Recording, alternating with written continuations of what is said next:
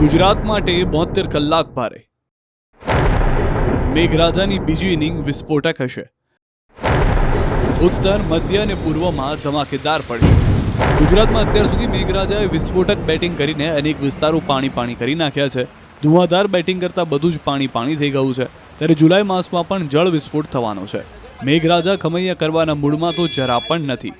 ઉપરથી ડબલ પ્રહાર સાથે આગામી 72 કલાક ત્રાટકવાના છે. તેની આગાહી હવામાન વિભાગે કરી છે. આગાહી મુજબ 2 જુલાઈ અને 3 જુલાઈ ભારેથી ભારે વરસાદ પડવાની સંભાવના છે. આખા ગુજરાતને મેઘરાજા ગમરોળી નાખશે. 6 જિલ્લામાં ભારેથી ભારે વરસાદ થઈ શકે. વલસાડ, નવસારી, દાહોદ, મહીસાગર, અરવલ્લી, સાબરકાંઠામાં ભારેથી ભારે વરસાદ પડી શકે. બીજી તરફ હવામાન નિષ્ણાંત અંબાલાલ પટેલે 72 કલાક ભારે વરસાદ પડશે તેવી આગાહી કરી છે.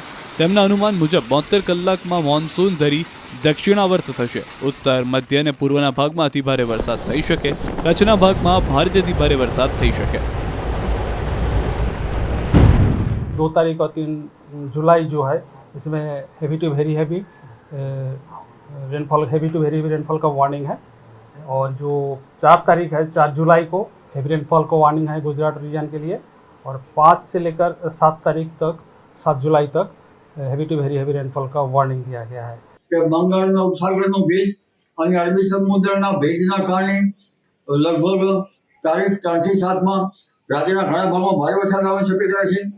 જેમાં દક્ષિણ ગુજરાતના ભાગમાં ભારેથી અતિ ભારે વરસાદ આવવાની શક્યતા છે અને મધ્ય ગુજરાતના ભાગમાં ભારેથી અતિ ભારે વરસાદ થવાની શક્યતા છે. પૂર્વ ગુજરાતના ભાગમાં વધુ અતિ ભારે વરસાદ થવાની શક્યતા છે. QR કોડ સ્કેન કરો અને ડાઉનલોડ કરો ન્યૂઝ 18 એપ. મેળવો ગુજરાત અને દેશ દુનિયાની પળે પળની અપડેટ્સ.